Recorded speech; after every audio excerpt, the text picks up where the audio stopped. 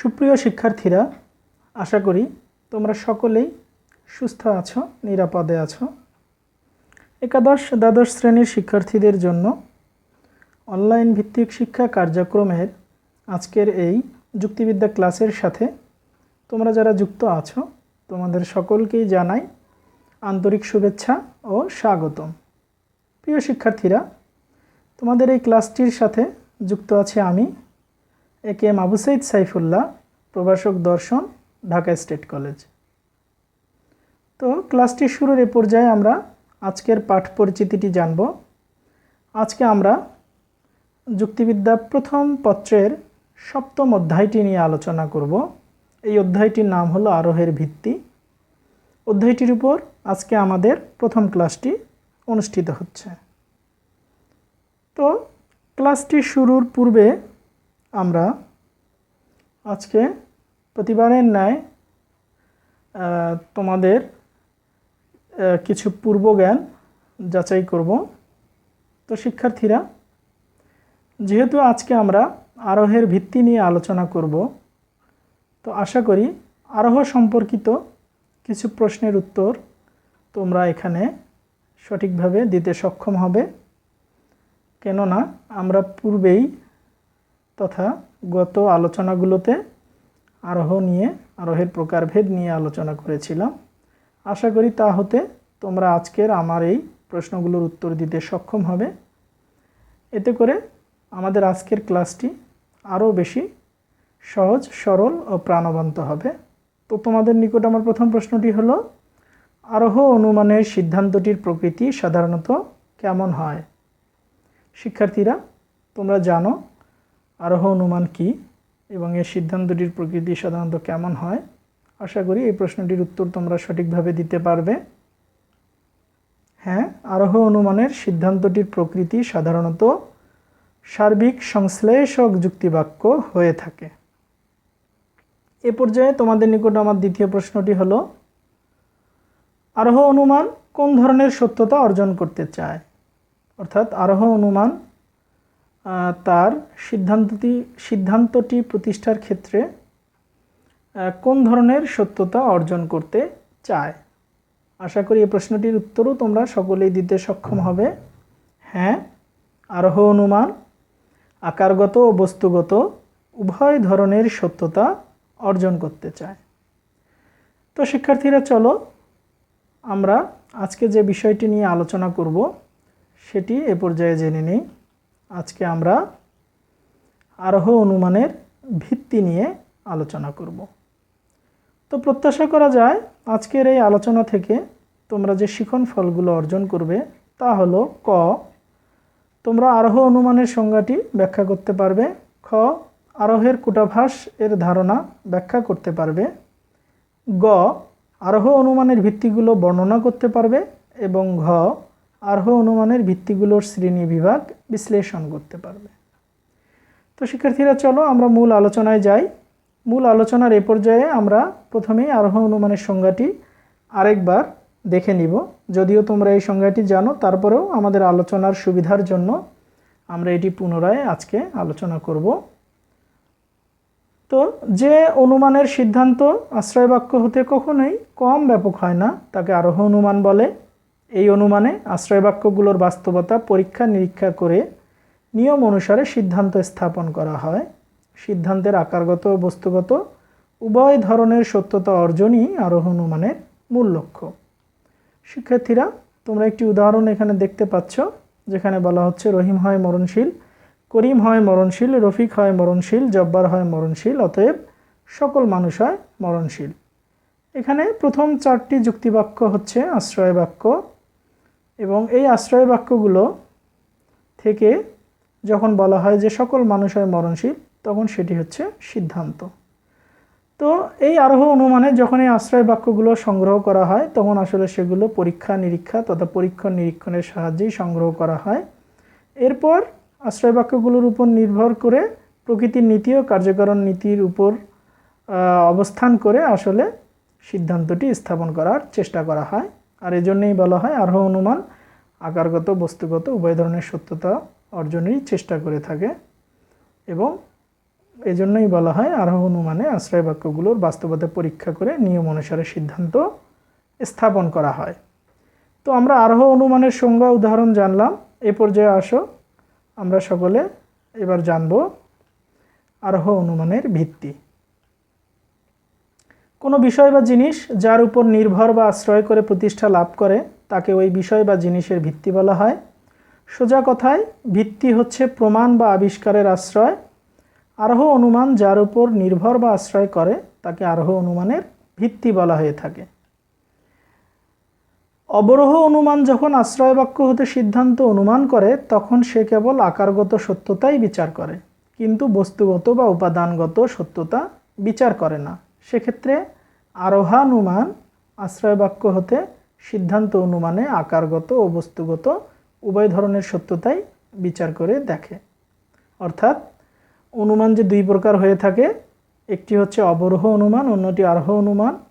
অবরোহ অনুমান আশ্রয় বাক্যের বস্তুগত সত্যতা বিচার করে না, কেবল আকারগত সত্যতার সাহায্যে সে সিদ্ধান্ত স্থাপনের চেষ্টা করে। অন্যদিকে আরোহ অনুমান আকারগত বস্তুগত উভয় ধরনের সত্যতাই অর্জনের চেষ্টা করে থাকে।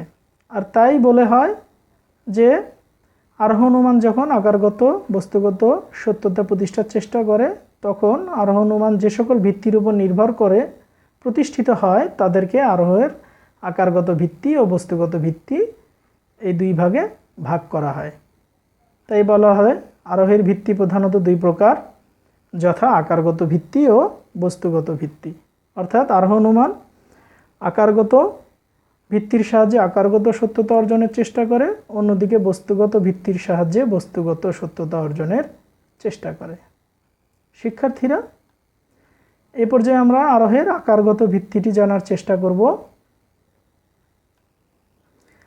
আরোহ অনুমান যুক্তি চিন্তনের এমন একটি প্রক্রিয়া যেখানে আমরা সাধারণত বিশেষ দৃষ্টান্তের পর্যবেক্ষণ থেকে সার্বিক সিদ্ধান্তে পৌঁছার চেষ্টা করে থাকি। যুক্তিবিদরা মনে করেন যে প্রকৃতির নিয়মানুবর্তিতার নীতি এবং কার্যকারণ নিয়ম, এই দুটো নিয়মের উপর নির্ভর করেই আমরা আরোহ অনুমানে বিশেষ বিশেষ দৃষ্টান্ত থেকে সার্বিক সিদ্ধান্তে পৌঁছে থাকি। তাই প্রকৃতির নিয়মানুবর্তিতার নীতি ও কার্যকারণ নিয়ম এই দুটি স্বতঃসিদ্ধ নীতিমালাকে আরোহের আকারগত বা রূপগত ভিত্তি হিসেবে পরিচিত করা হয়, তথা এই দুটি নীতি হচ্ছে আরোহ অনুমানের আকারগত বা রূপগত ভিত্তি। এই দুটি নীতিমালা বা পূর্বানুমানের উপর আরোহের আকারগত সত্যতা নির্ভর করে বলে এদেরকে আসলে আরোহের আকারগত ভিত্তি বলা হয়। প্রকৃতি যদি সমরূপ ব্যবহার না করত, অর্থাৎ প্রকৃতিতে যদি প্রকৃতির নিয়মানুবর্তিতার নীতিটি না থাকতো এবং প্রকৃতির ঘটনাবলী যদি কার্যকারণ সূত্রে আবদ্ধ না থাকতো তথা কার্যকারণ নিয়মটিও না থাকতো, তাহলে আসলে আরোহ অনুমান করা আদৌ সম্ভব হতো না। তাই আরোহের আকারগত ভিত্তি হিসেবে প্রকৃতির নিয়ম ও কার্যকারণ নিয়ম এই দুটিকে নির্দেশ করা হয়। এ পর্যায়ে আমরা প্রকৃতির নিয়মানুবর্তিতার নিয়মটি জানার চেষ্টা করব। এক্ষেত্রে বলা হয় প্রকৃতির নিয়মানুবর্তিতার নীতিটি আরোহের একটি স্বতঃসিদ্ধ নীতি। এর কোনো আসলে সঠিক সংজ্ঞা দেয়া যায় না, তবে যুক্তিবিদরা বিভিন্ন বর্ণনার মাধ্যমে এই নীতিটিকে বোঝানোর চেষ্টা করেন।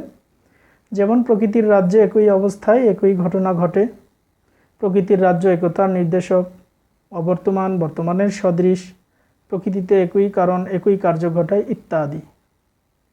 এই নীতি অনুযায়ী প্রকৃতি হলো নিয়মের উপাসক। অর্থাৎ বলা হয় যে প্রকৃতিতে খামখেয়ালির কোনো অবকাশ নেই। যদি পরিস্থিতির কোনো পরিবর্তন না ঘটে তবে প্রকৃতিতে একই আচরণ সর্বত্রই লক্ষ্য করা যায়। আজ যেমন জল তৃষ্ণা নিবারণ করছে, ভবিষ্যতেও তা তৃষ্ণা নিবারণই করবে এমনটা বলা যায়। সূর্য যেমন আজ পূর্ব দিকে উদিত হয়, ভবিষ্যতেও পূর্ব দিকে উদিত হবে এমনটাই বলা যায়। তো এই উদাহরণগুলো থেকে এটাই স্পষ্ট হয় যে প্রকৃতি সর্বদাই নিয়ম শৃঙ্খলা অনুযায়ী পরিচালিত ও নিয়ন্ত্রিত হয়। অর্থাৎ প্রকৃতির নিয়মানুবর্তিতার নীতিটির সারমর্ম হলো এই যে প্রকৃতি সর্বত্র একই অবস্থায় সমরূপ আচরণ করে। তো শিক্ষার্থীরা, আমরা জানলাম যে প্রকৃতি নিয়মের কোনো ব্যতিক্রম নেই, অর্থাৎ প্রকৃতির নিয়ম সব ক্ষেত্রে একই রকম হয়ে থাকে। তবে প্রকৃতির নিয়মানুবর্তিতার নীতিটির অর্থ এই নয় যে প্রকৃতির রাজ্যে বৈচিত্র্য বলে কিছু নেই। এই নীতিতে বলা হয় যে সমরূপ অবস্থা বর্তমান থাকলে অতীতের মতো আগামী দিনেও প্রকৃতি একই আচরণ করবে। অনেক যুক্তিবিদ এই নীতিটিকে আবার প্রকৃতির একত্ব নীতি বলে অভিহিত করেছেন, কারণ তাদের মতে সমগ্র প্রকৃতির মধ্যেই একটি অন্তর্নিহিত ঐক্য বিদ্যমান রয়েছে। যুক্তিবিদ জন স্টুয়ার্ট মিল প্রকৃতির নিয়মানুবর্তিতার নীতিটিকে সকল প্রকার বৈধ আরোহের একটি মৌলিক পূর্বানুমান হিসেবে ব্যাখ্যা করেছেন। মিল মনে করেন এই নীতিটিকে পূর্বেই স্বীকার করে না নিলে বৈধ আরোহ অনুমান করা সম্ভব হয় না, কিন্তু পাশাপাশি তিনি আবার এই নীতিটিকে এক বিশেষ ধরনের গণনামূলক আরোহের সিদ্ধান্ত হিসেবেও গ্রহণ করার কথা বলেছেন। এর অর্থ হলো মিল এই নীতিটিকে একই সাথে আরোহের ভিত্তি হিসেবেও গণ্য করেন, আবার আরোহের সিদ্ধান্ত হিসেবেও গ্রহণ করার কথা বলেন। তার এ ধরনের বক্তব্য আমাদের কাছে আপাত অসঙ্গতিপূর্ণ বলে মনে হলেও মিল এর ভাষায় তা আরোহের কূটাভাস বা আরোহের হেয়ালি তথা প্যারাডক্স অফ ইন্ডাকশন নামে আখ্যায়িত। তো শিক্ষার্থীরা, তোমাদের নিকট নিশ্চয়ই একটি প্রশ্ন জেগেছে, তা হলো আরোহের কূটাভাস তাহলে কি? এবার এসো আমরা আরোহের কূটাভাসটি সম্পর্কে একটু জেনে নেই। কূটাভাস বা হেয়ালি কথাটির অর্থ হচ্ছে এমন একটি বক্তব্য যা বাহ্যিকভাবে স্ববিরোধী মনে হলেও প্রকৃতপক্ষে তা বাস্তব সত্যই প্রতিষ্ঠা করে। যুক্তিবিদ জন স্টুয়ার্ট মিলের মতে প্রকৃতির নিয়মানুবর্তিতার নীতিটি একই সাথে আরোহের ভিত্তি ও সিদ্ধান্ত উভয়ই। তার এ বক্তব্য আপাত অসঙ্গতিপূর্ণ বলে মনে হলেও আসলে তা প্রকৃতির নিয়মানুবর্তিতার নীতিটি সম্পর্কে একটি অতি বাস্তব কথাই প্রকাশ করে থাকে। মিল বিশ্লেষণ করে দেখানোর চেষ্টা করেন যে প্রকৃতির নিয়মানুবর্তিতার নীতিটিকে আমরা প্রকৃত আরোহের তথা বৈজ্ঞানিক আরোহ, অবৈজ্ঞানিক আরোহ ও সাদৃশ্যানুমানের একটি অন্যতম ভিত্তি হিসেবে আখ্যায়িত করতে পারি, কিন্তু অপ্রকৃত আরোহের ক্ষেত্রে আসলে এই প্রকৃতির নিয়মানুবর্তিতার নীতিটিকে প্রয়োগ করা যায় না। অর্থাৎ প্রকৃত আরোহের মতো অপ্রকৃত আরোহ এই নীতিটির উপর আসলে নির্ভরশীল নয়। অন্যদিকে দৈনন্দিন অভিজ্ঞতার মাধ্যমে প্রকৃতির নিয়মানুবর্তিতার নীতির বিপুল সংখ্যক দৃষ্টান্ত সংগ্রহ করে আমরা একটি অবৈজ্ঞানিক আরোহের আশ্রয়বাক্য হিসেবে একে ব্যবহার করে আবার ওই অনুমানেরই সিদ্ধান্ত রূপেও দেখাতে পারি। তার মানে নীতিটি একদিকে যেমন আরোহের ভিত্তি হিসেবে গ্রহণ করা হচ্ছে, অন্যদিকে নীতিটিকে আরোহের সিদ্ধান্ত হিসেবেও দেখানো হচ্ছে। যেমন দৈনন্দিন জীবনে আমরা দেখি বিষপান মানুষের মৃত্যু ঘটায়, আগুন দহন কার্য সম্পাদন করে, জল তৃষ্ণা নিবারণ করে, কোকিলের মোহিনী কণ্ঠ আমাদের পুলকিত করে। প্রকৃতির নিয়মানুবর্তিতার নীতির সাহায্যে প্রাপ্ত এ জাতীয় দৃষ্টান্তের ভিত্তিতে আমরা অনুমান করি প্রকৃতি একই অবস্থায় একই আচরণ করে। তাই মিল বলেন, এ থেকে স্পষ্টত প্রতীয়মান হয় যে প্রকৃতির নিয়মানুবর্তিতার নীতিটি একদিকে যেমন আরোহের ভিত্তি, অন্যদিকে তেমনি আরোহের সিদ্ধান্ত হিসেবে পরিগণিত হওয়ার যোগ্যতা রাখে। যদিও মিল এর আরোহের কূটাভাস সম্পর্কিত এই স্ববিরোধী বক্তব্য আসলে সমালোচনার ঊর্ধ্বে নয়। অর্থাৎ মিল এখানে এটাই দেখাইতে চান যে প্রকৃতির যে নিয়মগুলো আছে সেগুলো মূলত আমরা একটি গণনামূলক আরোহের সাহায্যে প্রমাণ করে দিতে পারি যে এগুলোকে একবার আশ্রয় বাক্য হিসেবে গ্রহণ করা হচ্ছে। অর্থাৎ প্রকৃতিতে আমরা বারবার দেখি বিষপান মানুষের মৃত্যু ঘটায়, এই বিষপান মানুষের যে মৃত্যু ঘটে এটিকেই আশ্রয় বাক্য হিসেবে গ্রহণ করে আবার এই প্রকৃতির নিয়মের উপর নির্ভর করেই আমরা সিদ্ধান্তটি দিচ্ছি যে বিষপান মানুষের মৃত্যু ঘটায়। তো একবার যেটাকে আশ্রয় বাক্য হিসেবে গ্রহণ করছি, আবার সেই নীতির উপর নির্ভর করেই আমরা সেটাকেই সিদ্ধান্ত হিসেবে প্রতিষ্ঠা করছি। তো মিল আসলে এটি এখানে স্পষ্টভাবে দেখিয়ে দেওয়ার চেষ্টা করেছেন যে এই নীতিটিকে আমরা একদিকে যেমন আরোহের ভিত্তি হিসেবে গ্রহণ করে থাকি, অন্যদিকে তার সিদ্ধান্ত হিসেবেও দেখাতে পারি। আসলে এই কথাটি এটাই প্রমাণ করে যে এই প্রকৃতির নিয়মানুবর্তিতার নীতিটি আসলে প্রকৃতপক্ষে আরোহের ভিত্তি এবং সিদ্ধান্ত দুটোই। যদিও কথাটি স্ববিরোধী বলে মনে হয়, তবুও এটাই আসলে প্রকৃত বাস্তবতা। যদিও মিলের এই বক্তব্য তথা আরোহের কূটাভাস সম্পর্কে বিভিন্ন যুক্তিবিদ বিভিন্নভাবে সমালোচনা করেছে, তারপরেও আমাদের এই সত্যটি আসলে স্বীকার করে নিতেই হয়। তো শিক্ষার্থীরা, আমরা আরোহের ভিত্তি হিসেবে প্রকৃতির নিয়মানুবর্তিতার নীতিটি জানলাম এবং নীতিটির কূটাভাস সম্পর্কেও জানলাম। এ পর্যায়ে আমরা জানব আরোহের দ্বিতীয় আকারগত ভিত্তি তথা কার্যকারণ নিয়ম। এ নিয়ম অনুসারে প্রকৃতিতে প্রত্যেকটি ঘটনাই কারণ শৃঙ্খলে বাঁধা। এ জগতে বিনা কারণে আসলে কোনো ঘটনা ঘটে না। দ্রব্যমূল্যের ঊর্ধ্বগতি, জনসংখ্যার বিস্ফোরণ, চন্দ্রগ্রহণ, সূর্যগ্রহণ, নৈতিকতা, মূল্যবোধের অবক্ষয় প্রভৃতি জাগতিক প্রত্যেকটি ঘটনাই তার পূর্ববর্তী কোনো না কোনো কারণের সাথে আবদ্ধ। তাই কারণ না থাকলে কার্য ঘটে না। আর যুক্তিবিদ্যায় এটাকেই বলা হয়ে থাকে শূন্য থেকে শূন্য ছাড়া কোনো কিছু ঘটে না। সহজভাবে বললে বলা যায় প্রত্যেকটি ঘটনাই আসলে কারণ শৃঙ্খলে বাঁধা তথা জগতের প্রত্যেকটি ঘটনারই কোনো না কোনো কারণ আছে, আর এটাই হচ্ছে কার্যকারণ নিয়ম। যুক্তিবিদরা বিভিন্নভাবে এই কার্যকারণ নিয়মটিকে ব্যাখ্যা করার চেষ্টা করেন। যেমন যুক্তিবিদ জন স্টুয়ার্ট মিল মনে করেন যে ঘটনার আরম্ভ আছে তার অবশ্যই কারণ আছে। অন্যদিকে যুক্তিবিদ বেইন বলেন এ জগতের প্রত্যেকটি ঘটনাই তার অব্যবহিত পূর্ববর্তী ঘটনার সাথে এমনভাবে সম্পর্কিত যে পূর্বের ঘটনাটি ঘটলে পরের ঘটনাটি ঘটে, আর পূর্বের ঘটনাটি না ঘটলে পরের ঘটনাটি ঘটে না। অর্থাৎ যুক্তিবিদরা এটাই বোঝাইতে চাচ্ছেন যে জগতের কোনো কিছুই কারণ ছাড়া ঘটে না, প্রত্যেকটি ঘটনার পিছনেই কোনো না কোনো কারণ বিদ্যমান। আর এই কারণ ছাড়া যে কার্য ঘটে না এটাই হচ্ছে আসলে কার্যকারণ নিয়ম, আর এটি আরোহের দ্বিতীয় আকারগত ভিত্তি। তো শিক্ষার্থীরা, আমরা আরোহের আকারগত ভিত্তি হিসেবে প্রকৃতির নিয়ম ও কার্যকারণ নিয়ম সম্পর্কে ধারণা অর্জন করলাম। এ পর্যায়ে আমরা জানব আরোহের বস্তুগত ভিত্তি। অবরোহ অনুমান আশ্রয় বাক্য হতে সিদ্ধান্ত অনুমানে কেবল আকারগত সত্যতাই বিচার করে, বস্তুগত বা উপাদানগত সত্যতা বিচার করে না। সেখানে আরোহ অনুমান আশ্রয় বাক্যের আকারগত এবং বস্তুগত দুই ধরনের সত্যতাই আসলে বিচার করে দেখে। তো প্রকৃতির নিয়মানুবর্তিতার নীতি এবং কার্যকারণ নিয়মের মাধ্যমে আমরা আরোহের উপাদানগুলো আসলে সংগ্রহ করতে পারি না, সেগুলো আমাদের সংগ্রহ করতে হয় পরীক্ষণ ও নিরীক্ষণের মাধ্যমেই। তাই পরীক্ষণ ও নিরীক্ষণকে আরোহ অনুমানের সিদ্ধান্তের বস্তুগত সত্যতাও বিচারের ক্ষেত্রে ব্যবহার করা হয়ে থাকে। আর এজন্য পরীক্ষণ ও নিরীক্ষণকে আসলে আরোহ অনুমানের বস্তুগত ভিত্তি বলা হয়। অর্থাৎ এই পরীক্ষণ ও নিরীক্ষণের সাহায্যে আমরা যেমন আরোহ অনুমানের আশ্রয় বাক্যগুলোকে পরীক্ষা নিরীক্ষা করতে পারি, যাচাই বাছাই করতে পারি, সংগ্রহ করতে পারি, ঠিক এই পরীক্ষণ নিরীক্ষণের সাহায্যেই আমরা আরোহ অনুমানের সিদ্ধান্তের বস্তুগত সত্যতাও বিচার করে থাকি।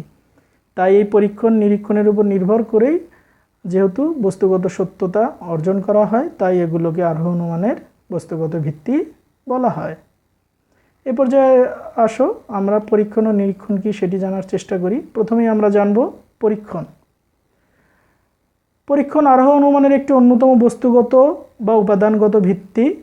এর সংজ্ঞা হিসেবে বলা হয় কোনো উদ্দেশ্য নিয়ে নির্বাচিত কৃত্রিম পরিবেশে কৃত্রিমভাবে উৎপাদিত কোনো বস্তু বা ঘটনাকে যন্ত্রপাতির সাহায্যে সুপরিকল্পিত ও সুনিয়ন্ত্রিতভাবে প্রত্যক্ষণ করার নামই হচ্ছে পরীক্ষণ।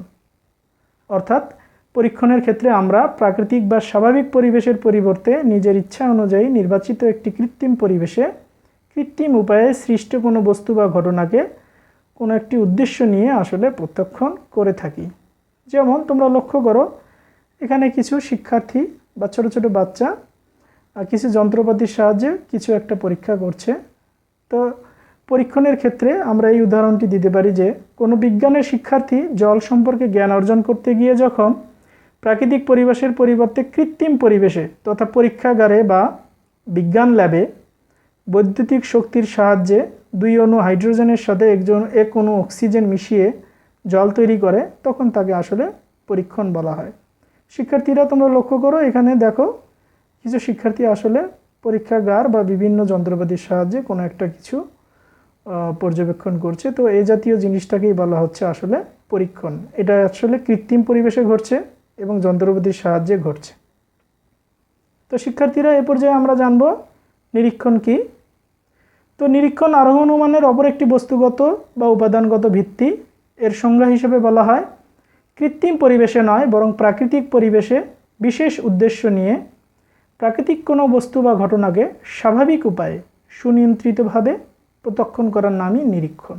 অর্থাৎ নিরীক্ষণের ক্ষেত্রে আমরা প্রাকৃতিক বা স্বাভাবিক পরিবেশে যন্ত্রপাতির সাহায্য ছাড়াই স্বাভাবিকভাবে প্রকৃতির কোনো বস্তু বা ঘটনাকে কোনো একটি উদ্দেশ্য নিয়ে প্রত্যক্ষণ করি।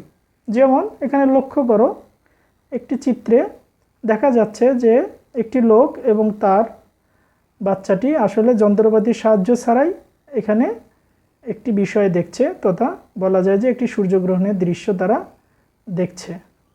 তো এজন্য বলা হয় যে কোনো সাধারণ দর্শনার্থী যখন সূর্যগ্রহণ সম্পর্কে জ্ঞান অর্জন করতে যায়, তখন কৃত্রিম পরিবেশের পরিবর্তে প্রাকৃতিক পরিবেশে যন্ত্রপাতির সাহায্য ছাড়াই স্বাভাবিক উপায়ে যখন সে সূর্যগ্রহণকে প্রত্যক্ষণ করে, তখন তাকে বলা হয় নিরীক্ষণ।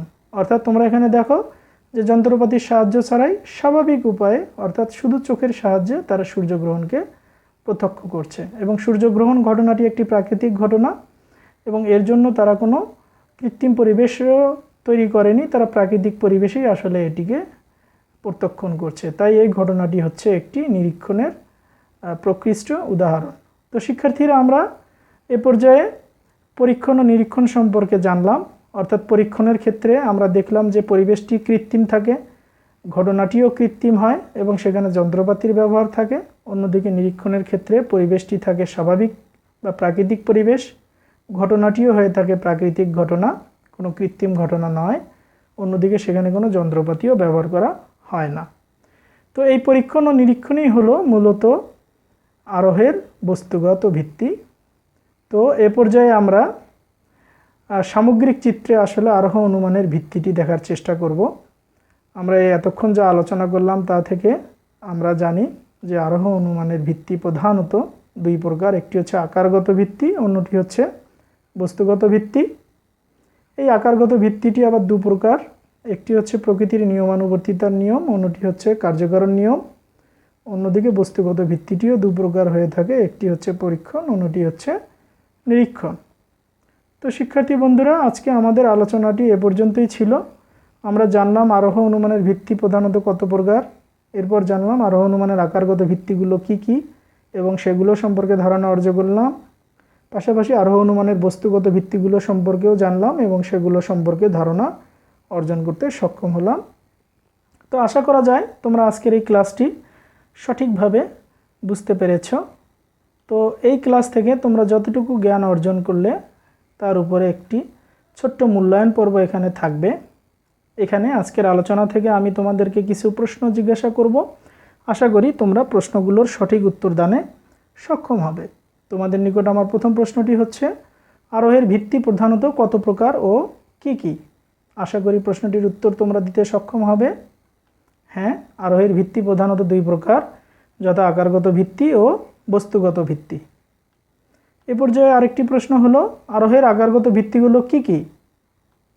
হ্যাঁ, আরোহের আকারগত ভিত্তিগুলো হলো প্রকৃতির নিয়মানুবর্তিতার নীতি ও কার্যকারণ নিয়ম। এ পর্যায়ে তৃতীয় প্রশ্নটি হলো, আরোহের বস্তুগত ভিত্তিগুলো কি কি? হ্যাঁ, আরোহের বস্তুগত ভিত্তিগুলো হলো পরীক্ষণ ও নিরীক্ষণ। শিক্ষার্থীরা, এ পর্যায়ে তোমাদের নিকট আমার শেষ প্রশ্ন, সেটি হলো আরোহের কূটাভাস কি? হ্যাঁ, প্রকৃতির নিয়মানুবর্তিতার নীতিটিকে একই সাথে আরোহের ভিত্তি ও সিদ্ধান্ত বলে মনে করাই হচ্ছে আরোহের কূটাভাস। তো শিক্ষার্থীরা, আশা করি তোমরা সকলেই আমার সবগুলো প্রশ্নেরই সঠিক উত্তর দিতে সক্ষম হয়েছ। তো এ পর্যায়ে তোমাদের জন্য একটি ছোট্ট হোমওয়ার্ক থাকবে। তো আজকে তোমাদের যে হোমওয়ার্কটি আমি দিচ্ছি সেটি হলো আরোহের কূটাভাস এর ধারণাটি সমালোচনা সহ মূল্যায়ন করো। আশা করি শিক্ষার্থীরা তোমরা বাসায় এই আলোচনাটি বা এই প্রশ্নের উত্তরটি সমালোচনা সহ মূল্যায়ন করতে পারবে এবং পরবর্তীতে এই হোমওয়ার্কটি আমাকে দেখিয়ে নেবে। তো আজকে আর নয়, তোমরা যারা আজকে আমার এই ক্লাসটির সাথে যুক্ত ছিলে তোমাদের সকলকেই জানাই আন্তরিক ধন্যবাদ। ইনশাআল্লাহ আগামী ক্লাসেও তোমরা আমার সাথেই যুক্ত থাকবে। সে পর্যন্তই তোমরা সকলেই সুস্থ থাকো, নিরাপদে থাকো, ভালো থাকো। খোদা হাফেজ।